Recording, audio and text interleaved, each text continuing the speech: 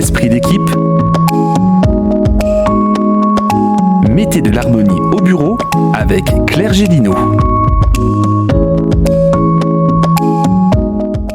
Bonjour à vous et bienvenue dans Esprit d'équipe.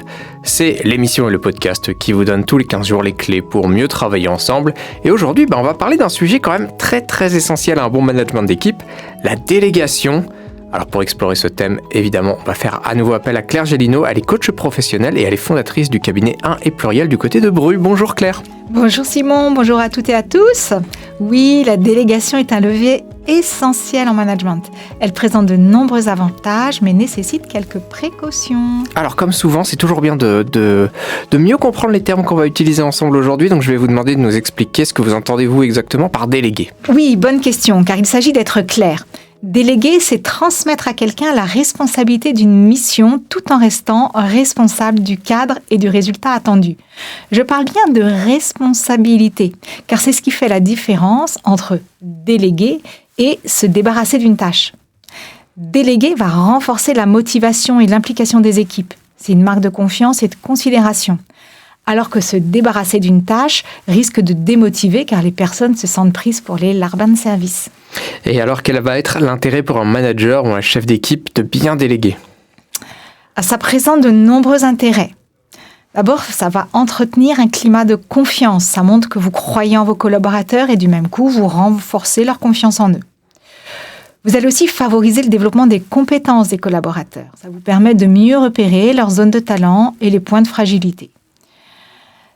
C'est également une bonne façon de dégager du temps pour se recentrer sur ses vraies priorités, notamment les tâches stratégiques.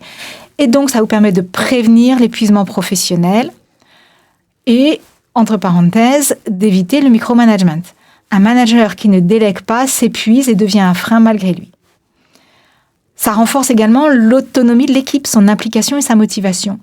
Et puis pour finir, la délégation, ça va fluidifier le travail en équipe en évitant les goulots d'étranglement. Bon, alors on a vu que ça fait beaucoup de raisons de s'intéresser à cette question de la délégation de très près. Mais alors, quelles vont être les conditions pour qu'une délégation, elle fonctionne ? Pour que ça fonctionne bien, il faut veiller à certaines choses en effet. J'en nommerai 5 principales. D'abord, faire confiance, c'est-à-dire lâcher prise et accepter que le délégataire ne fasse pas exactement comme on aurait fait. Pas si simple. Ensuite, choisir une bonne mission à déléguer. Pas forcément la plus facile, mais celle qui a du sens pour la personne à qui on la confie. En troisième, choisir la bonne personne en fonction de ses compétences, mais aussi de son envie, de ses goûts et de sa charge actuelle. Il faut également clarifier les attentes. Quel est l'objectif ? Quels sont les délais, les critères de réussite ? Il faut être très clair là-dessus pour pouvoir encadrer la délégation. Et puis enfin, il faut faire un suivi bienveillant, prévoir des points d'étape, être disponible ce besoin et donner du feedback. Mais surtout, ne pas repasser derrière systématiquement ou reprendre la mission à la première difficulté. Déléguer, c'est bien un acte de confiance réciproque. Bon, alors pour conclure, si on devait résumer l'art de déléguer en une phrase, Claire ?